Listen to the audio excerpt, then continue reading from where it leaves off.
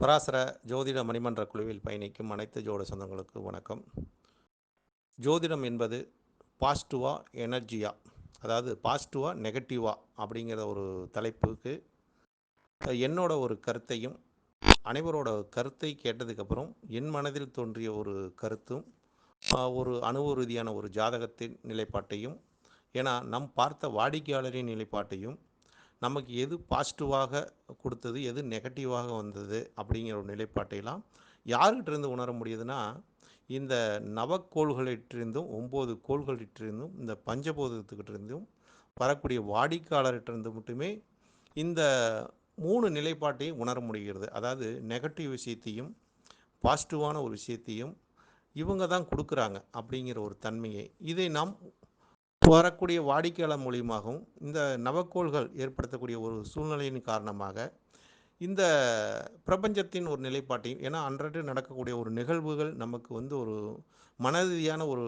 மாற்றத்தை கொடுக்கும்னு வச்சுங்களேன். ஏன்னா இந்த தலைப்பை போட்டோன்னு பார்த்தீங்கன்னு வச்சுக்கோங்க, தலைப்பு போட்டதுக்கப்புறம் ஒரு நெகட்டிவான விஷயம் என்னை வந்து சார்ந்து இருந்ததுன்னு வச்சுங்களேன்.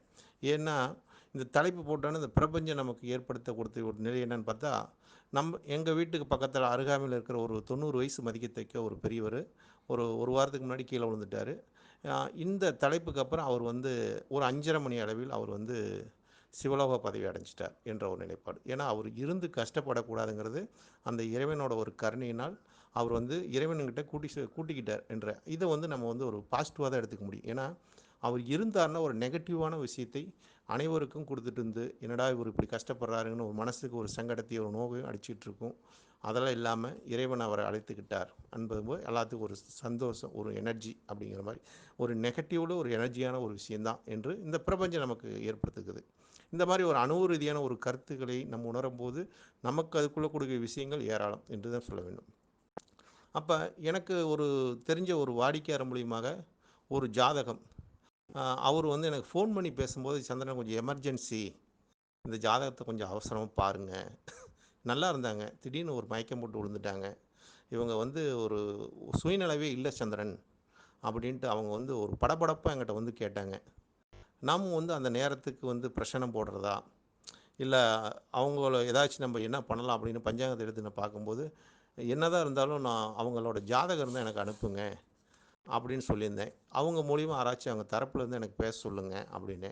அப்போ அவங்க இமிடியேட்டாக அவங்ககிட்ட பேசிவிட்டு எனக்கு ஜாதகத்தை அனுப்பிச்சி ஜாதகத்தை அனுப்பிச்சி விட்டோன்னே நான் வந்து ஜாதகத்தை பார்த்ததுக்கப்புறம் அந்த ஜாதகத்தை பார்க்கும்போது ஒரு பெண்மணியின் ஜாதகம், ஒரு 41 வயசு மதிக்கத்தக்க ஒரு ஜாதகம்னு வச்சுங்களேன். அவங்க நல்ல ஒரு வேலையில் இருக்காங்க, நல்ல சம்பளத்தில் வேலையில் இருக்காங்க.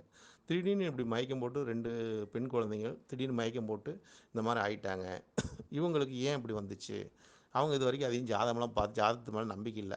இந்த மாதிரி நடந்ததுக்கப்புறம் அவங்களுக்கு வந்து ஒரு கேள்வி, டாக்டர்கிட்டலாம் போய் பார்க்குறாங்க. அவங்க எதுவுமே சொல்ல மாட்டேங்கிறாங்களே, இல்லைங்க பார்த்துட்டு இருக்கிறேன், டெஸ்ட் எடுக்கிறேங்க, இந்த மாதிரி இருக்குது அப்படின்னு அவங்க வந்து ஒரு பயமுறுத்திக்கிட்டே இருந்தாங்கன்னு சொல்லி, அதனால் ஜாதகத்தை இவருக்கு நம்ம நண்பர்கள் ஜாதகத்து மேலே நம்பிக்கை, அளவு கடந்த நம்பிக்கை. இருங்க நம்ம நண்பர் இருக்கா, அவர் கேட்டு சொல்கிறேன் அப்படின்னு எனக்கு ஜாதகத்தை அனுப்பிச்சி விட்றாரு. அந்த ஜாதகத்தை நான் பார்க்குறேன்.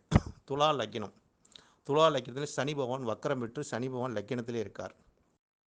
அவங்க வந்து பிறந்த நட்சத்திரம் என்று பார்க்கும்போது கேட்டை 1ஆம் பாதம் விருச்சிக ராசியில் பிறந்திருக்கார். செவ்வாய் சந்திரன் கேது சேர்க்கை, அதாவது மணக்காரனோட செவ்வாய் சேர்க்கை. செவ்வாய் ஆட்சி பெற்றுச்சு, சந்திரன் நீசம் பெற்றுட்டார், நீசம் பங்கம் அடைஞ்சிட்டார், கேதுவோட சேர்ந்திருக்கார். கேது அங்கே இருக்கும்போது ஒரு குழப்ப நிலை கொடுத்துரும், அது உச்சம் பெற்ற கேது அப்படின்னு எடுத்துக்கலாம். அடுத்தது 3ஆம் இடத்துல குரு பகவான் ஆட்சி, அதாவது தைரியம் தன்னம்பிக்கை கொடுக்கக்கூடிய இடத்துலையும் குரு பகவானை ஆட்சி பெற்றிருப்பது ஒரு முயற்சி ஸ்தானம், ஒரு தைரியமான ஒரு பெண்மணி என்ன எடுத்துக்கலாம். அந்த சுப கிரகம் 3ஆம் இடம் ஒரு தைரியத்தை ஓரளவுக்கு கொடுக்கும். 4ஆம் இடத்துல மாந்தி, 5ஆம் இடத்துல சுக்கிரன், லக்னாதிபதி 5ல் உட்காந்துருக்கார். இப்போ அவங்களுக்கு நடக்கக்கூடிய தசா காலங்கள் என்று போக சுக்கிர தசையில் கேது புத்தி சூரியனோட அந்தரம். சூரியன் இந்த ஜாதகத்துக்கு ஆறுன்னு பார்க்கும்போது பாதகாதிபதியாக வரக்கூடியவர்.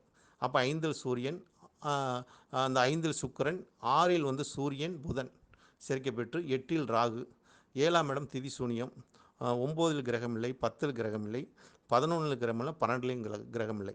எல்லாமே ஒரு 7 கட்டத்துக்குள்ளேயே கிரகம், 8 கட்டத்துக்குள்ளேயே முடிஞ்சிருச்சு. 7வது கட்டத்தில் கிரகம் இல்லை, வரிசையாக கிரகங்கள் இருக்குது அப்படின்னு எடுத்துக்கலாம்.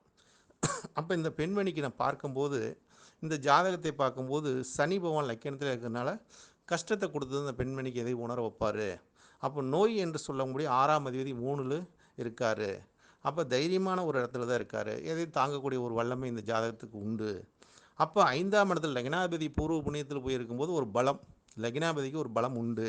அப்போ அந்த அந்த காலகட்டத்தில் இப்போ தசா காலங்கள் நடக்குது. அதாவது சுக்கிர தசாவில்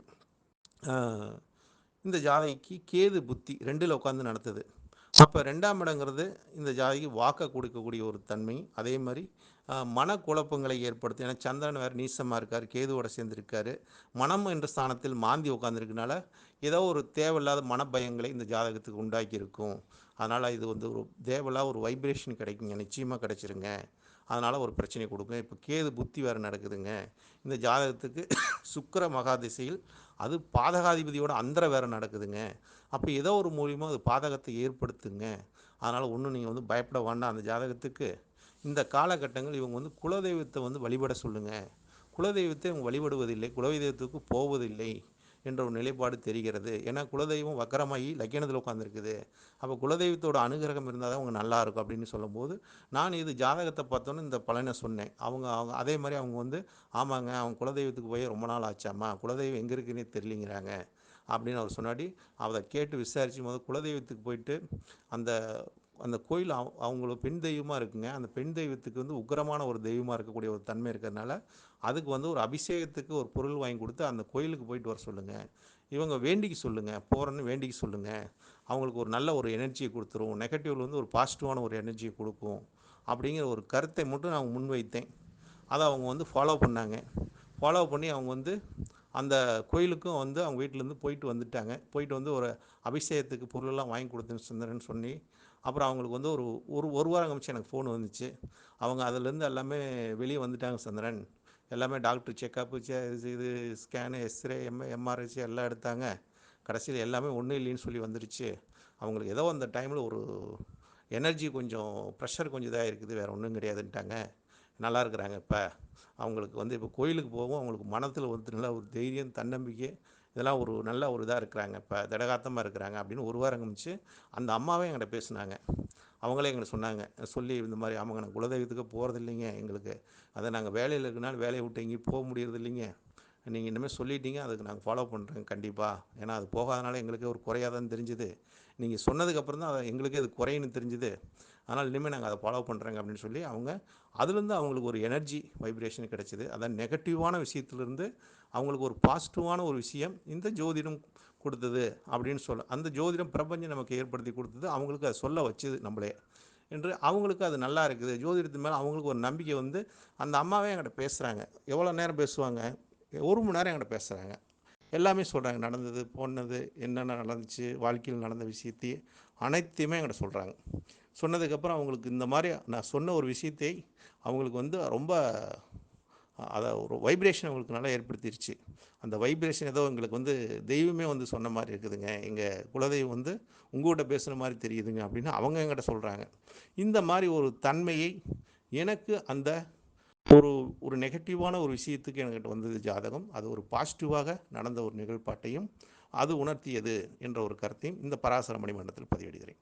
அடுத்ததாக இந்த பராசர மணிமன்றத்தில் ஏதாச்சும் ஒரு எமர்ஜென்சியான ஒரு ஜாதகத்தை நான் எப்பொழுதுமே குழுவில் போடுவேன். ஏதாச்சும் ஒரு ஆஸ்பத்திரியில் இருக்கிறவங்க, ஒரு ஹாஸ்பிட்டல் அட்மிட் ஆகிருக்கிறவங்க அப்படிங்கிற ஒரு தன்மையெல்லாம் இந்த பராசர மணிமன்றத்தில் போட்டிருக்கிறேன்.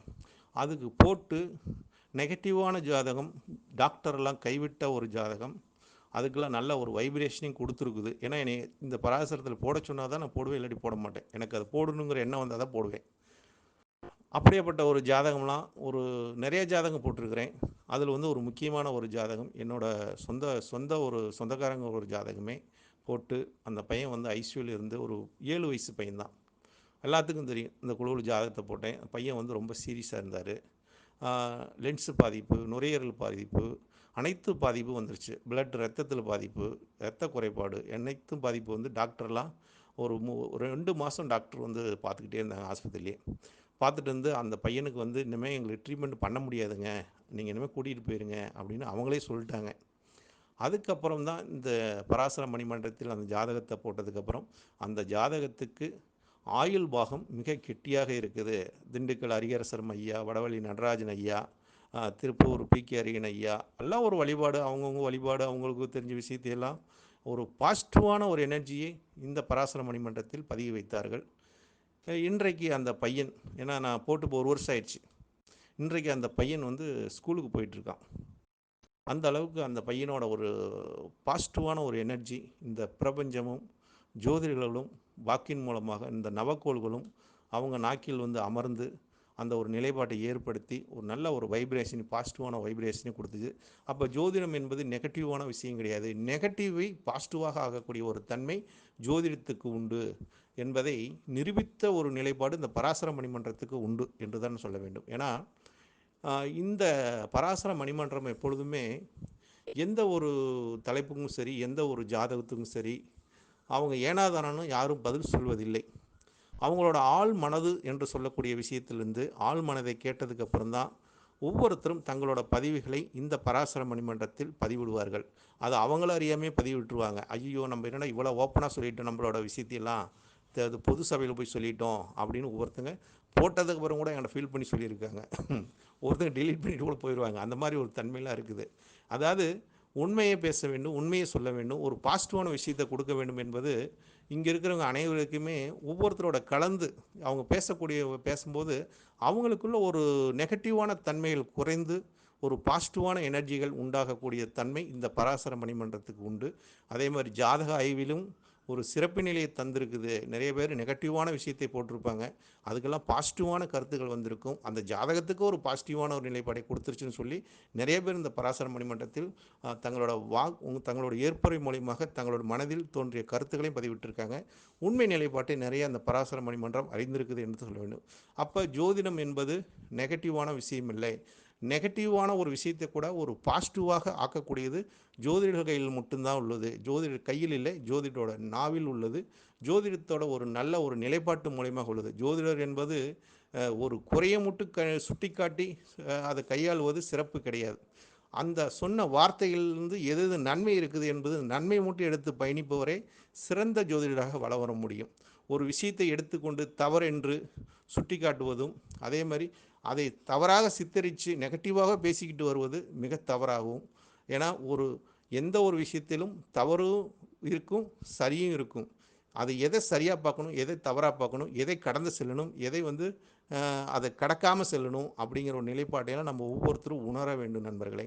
ஏன்னா இதை உணரும்போது நமக்குள் இருக்கிற பிரபஞ்சமும் நவக்கோள்களும் தெய்வத்தோட சக்திகளும் ஆற்றல்களும் நமக்கு மிகப்பெரிய ஒரு பலத்தையும் தன்னம்பிக்கையும் ஒரு துணிவையும் தைரியத்தையும் நிச்சயமாக ஏற்படுத்தி கொடுக்கும் நண்பர்களே. இதை மறந்து விடாதீர்கள். ஜோதிடம் என்பது அனைவரும் சொன்ன ஒரு கருத்துக்காக, ஜோதிடம் என்பது ஒரு பாசிட்டிவான விஷயம்தான். ஒரு நெகட்டிவ் கூட ஒரு பாசிட்டிவாக மாற்றக்கூடிய வல்லமை ஜோதிடர்கிட்ட மட்டுமே உள்ளது. அதே மாதிரினால ஜோதிடம் என்பது ஒரு சாஸ்திரம், கலை. சாஸ்திரத்தின் உணர்ந்த ஒரு நிலைப்பாடு. இந்த சாஸ்திர நிலைப்பாட்டை அதை வந்து தெய்வத்தோட ஒப்பிட்டு பார்ப்பதை ஒரு தலை சிறந்த ஒரு நிலைப்பாட்டை உணர வைக்கும் நண்பர்களை. இதை வந்து நம்ம வந்து ஏனாதானு எந்த ஒரு நிலைப்பாட்டுக்கு வந்துட்டோமாவே அது நெகட்டிவாக போயிடும். எல்லா விஷயத்திலும் நெகட்டிவும் இருக்குது. அந்த நெகட்டிவை எப்படி பாசிட்டிவ் ஆக்குது என்பது ஜோதிடரோட நாவில் மட்டுமே உள்ளது என்ற ஒரு கருத்தை முன்வைத்து, ஜோதிடம் என்பது ஒரு பாசிட்டிவான ஒரு விஷயந்தான் என்பதை என் மனதில் தோன்றிய ஒரு ஆழமான கருத்துக்களையும் நான் உணர்ந்த நிலைப்பாட்டையும் இந்த பராசர மணிமன்றத்தின் மூலமாக பதிவிட்டிருக்கேன் நண்பர்களே. வாழ்க வளமுடன். பரமத்திவேல் சந்திரன். மீண்டும் ஒரு தலைப்பில் சந்திப்போம் நண்பர்களே.